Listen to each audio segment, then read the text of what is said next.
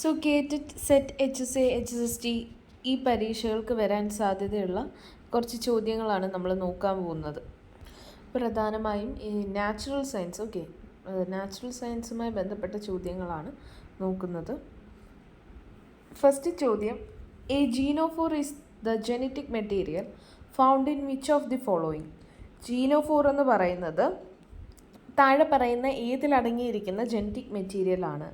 Option A eukaryotic chromosomes, B prokaryotic cell, C the mitochondria of eukaryotic cell, D both B and C. ഉത്തരം വരുന്നത് both B and C ആണ്. So prokaryotic സെല്ലിൻ്റെ genetic മെറ്റീരിയലും അതേപോലെ തന്നെ മൈറ്റോകോൺട്രിയയുടെ genetic മെറ്റീരിയലും എന്താണ്? ഇത് ജീനോഫോറുകൾ എന്നാണ് അറിയപ്പെടുന്നത്. So both main genetic material of prokaryotic cell and the genetic material found in the mitochondria which are thought to have evolved from prokaryotes are referred to as genophores. അടുത്ത ചോദ്യം, what is a key structural feature of the ജീനോഫോർ.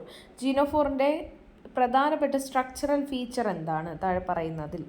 Option A it is a single stranded linear DNA molecule.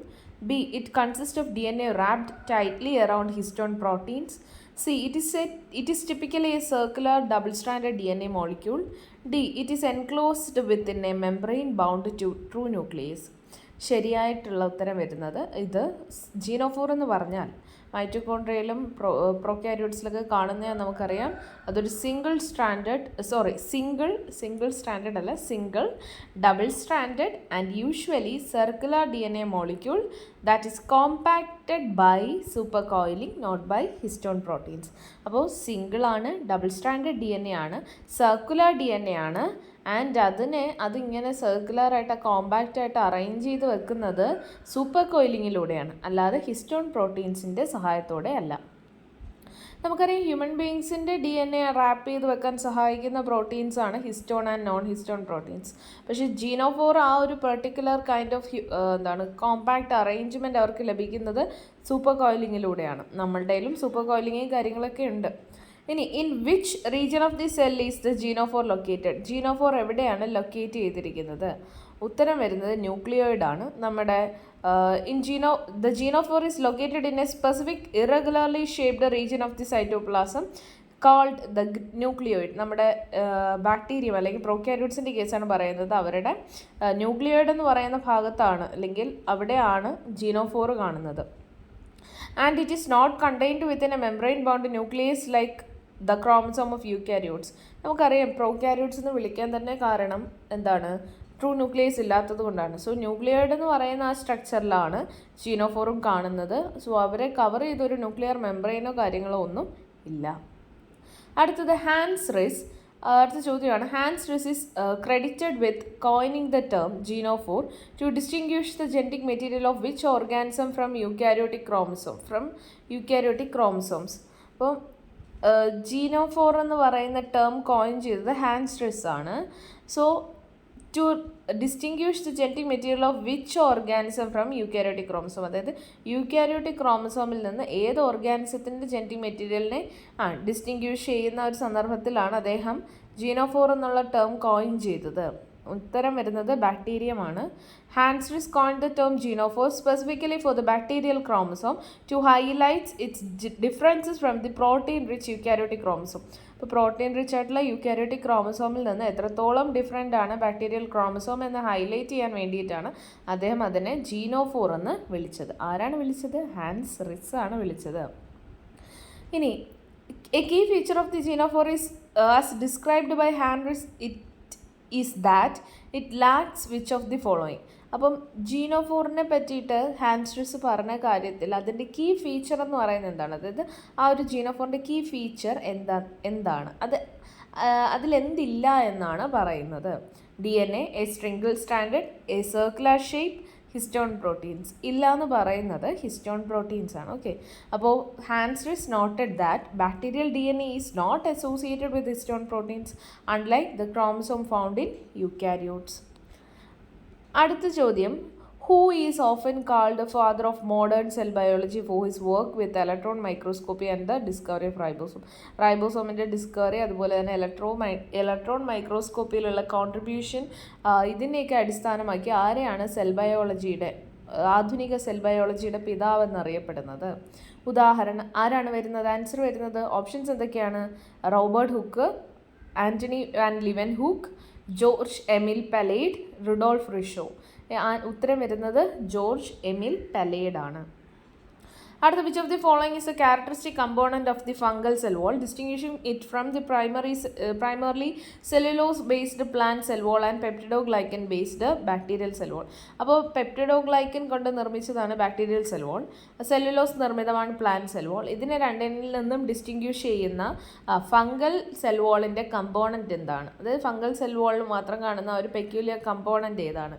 Bacterial cell വോളിലും അല്ലെങ്കിൽ plant cell വോളിലും ഇല്ലാത്ത ആ component ചോദിച്ചാൽ അത് കൈറ്റിനാണ്. ഏതാണ്? കൈറ്റിനാണ്.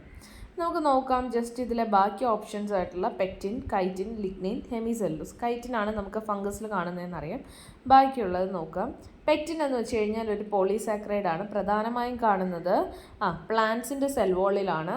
അതിലെ middle lamella എന്ന് പറയുന്ന ഭാഗത്താണ് ധാരാളമായി സെല്ലുലാർ റീജിയണിലാണ് പെക്റ്റിൻ കാണുന്നത്.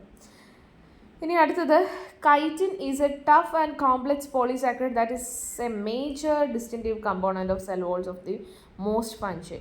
അപ്പോൾ ഫഞ്ചൈയുടെ സെൽ വോൾ നിർമ്മിച്ചിരിക്കുന്നത് ഏറ്റവും കോംപ്ലെക്സ് ആയിട്ടുള്ള ഒരു പോളിസാക്രൈഡ് ആയിട്ടുള്ള കൈറ്റിൻ കൊണ്ടാണ്. Then comes lignin. ലിഗ്നിൻ എന്ന് പറഞ്ഞാൽ ഒരു റിജിഡ് ഓർഗാനിക് പോളിമറാണ്. മിക്കപ്പോഴും പ്ലാന്റ്സിൻ്റെ സെക്കൻഡറി സെൽ വോളിലാണ് ഡെപ്പോസിറ്റ് ചെയ്യാറ്. സെക്കൻഡറി സെൽ വോളിന് ഒരു എക്സ്ട്രാ സ്ട്രെങ്തും വാട്ടർ പ്രൂഫിങ്ങും കൊടുക്കുന്നു. സെക്കൻഡറി സെൽ വോളിന് ഒരു എക്സ്ട്രാ സ്ട്രെങ്തും വാട്ടർ പ്രൂഫിങ്ങും ലിഗ്നിൻ കൊടുക്കുന്നു. അടുത്ത ഹെമിസെല്ലോസ്. ഹെമിസെല്ലോസ് എന്ന് പറയുന്നതും പോളിസാക്രൈഡ് ആണ്.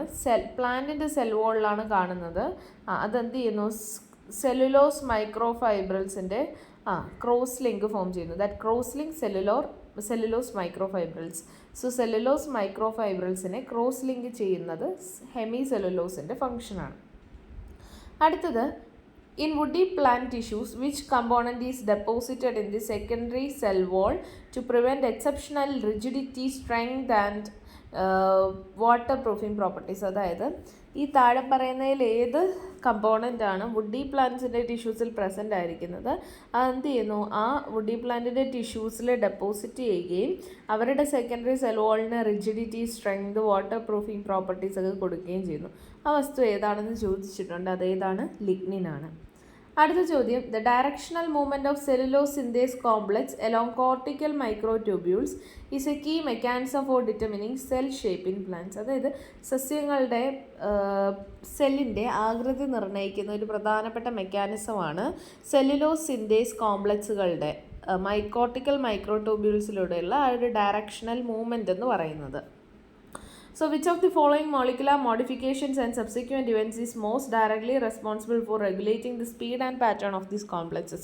അപ്പോൾ ഈ സെല്ലോസ് ഇൻ ദിസ് കോംപ്ലക്സസിൻ്റെ സ്പീഡിനെയും അല്ലെങ്കിൽ അതിൻ്റെ ആ ഒരു പാറ്റേണിനെയും നിർണ്ണയിക്കുന്ന പ്രധാനപ്പെട്ട മോളിക്കുലാർ മോഡിഫിക്കേഷൻ എന്തൊക്കെയാണ് എന്നാണ് ചോദിച്ചേക്കുന്നത്.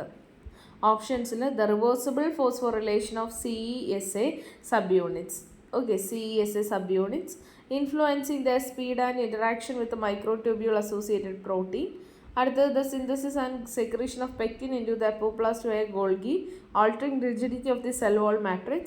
The degradation of callose by beta-1,3 glucanase at the plasmodesmata, which modifies the size exclusion limit. The binding of specific transcription factors for CESA gene promoters, increasing the expression rate of new CESA protein. ഉത്തരം വരുന്നത് the reversible phosphorylation of CESA subunits. CESA സബ്യൂണിറ്റുകളുടെ reversible phosphorylation അതിൻ്റെ സ്പീഡിനെ influence ചെയ്യുന്നു. അതുപോലെ തന്നെ microtubule associated പ്രോട്ടീൻസുമായിട്ടുള്ള ഇൻട്രാക്ഷനും ബാധിക്കുന്നുണ്ട്. So reversible phosphorylation of CESA subunits influencing the speed influence ചെയ്യുന്നു ആ റിവേഴ്സിബിൾ ഫോസ്ഫോറിലേഷൻ. അതോടൊപ്പം തന്നെ മൈക്രോട്യൂബ്യൂൾ അസോസിയേറ്റഡ് ആയിട്ടുള്ള പ്രോട്ടീൻസുമായുള്ള ഇൻട്രാക്ഷനെയും അഫക്റ്റ് ചെയ്യുന്നുണ്ട്. സോ എക്സ്പ്ലനേഷൻ വരുമ്പോൾ ഈ ഒരു ഓപ്ഷൻ എന്തുകൊണ്ടാണ് കറക്റ്റ് ആയെന്ന് വെച്ച് കഴിഞ്ഞാൽ the option focuses on the precise post transcriptional regulation of the core molecular machinery.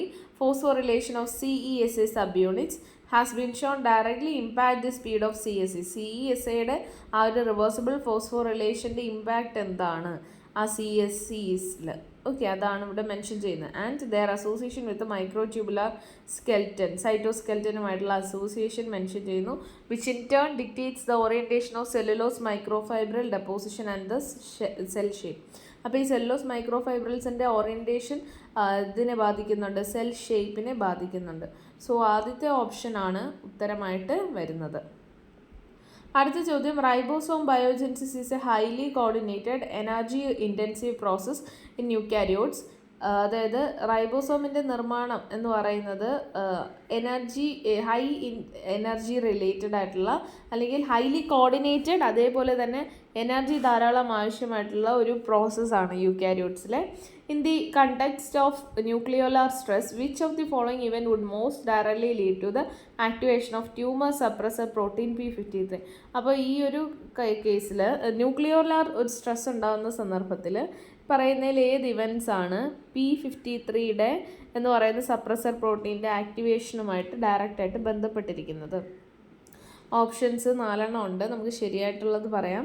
Correct answer എന്ന് പറയുന്നത് excess ribosomal proteins accumulate and sequester MDM2 preventing P53 ubiquitinisation and degradation. അപ്പോൾ നമ്മൾ ഈ യുബിക്വിറ്റിനൈസേഷൻ കേട്ടിട്ടുണ്ട്. ഏതെങ്കിലും നമ്മൾ നശിപ്പിച്ച് കളയേണ്ട സാധനത്തെ ടാഗ് ചെയ്യുന്ന പരിപാടിയാണ് യുബിക്വിറ്റിനേഷൻ. എന്നിട്ട് അതിനെ ഡീഗ്രേഡ് ചെയ്ത് കളയും.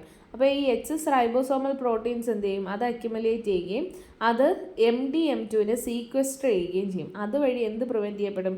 P53യുടെ യുബിക്വിറ്റിനേഷൻ പ്രിവെൻറ്റ് ചെയ്യപ്പെടും. അതുവഴി അതിൻ്റെ ഡീഗ്രഡേഷനും പ്രിവെൻറ്റ് ചെയ്യപ്പെടും. സോ അങ്ങനെയാണെങ്കിൽ അത് എന്തായിട്ട് തുടരും? ആക്ടിവേറ്റഡ് ആയിട്ട് തുടരും. So ribosome biogenesis and P53. Eukaryotic ribosome biogenesis is tightly regulated and linked to cell growth and division. അത് നമുക്കറിയാം. Disruption in this process known as nucleolar stress. അപ്പം ഇതിലുണ്ടാകുന്ന ഒരു ഡിസ്ട്രപ്ഷനാണ് ന്യൂക്ലിയോലാർ സ്ട്രെസ് എന്ന് പറയുന്നത്.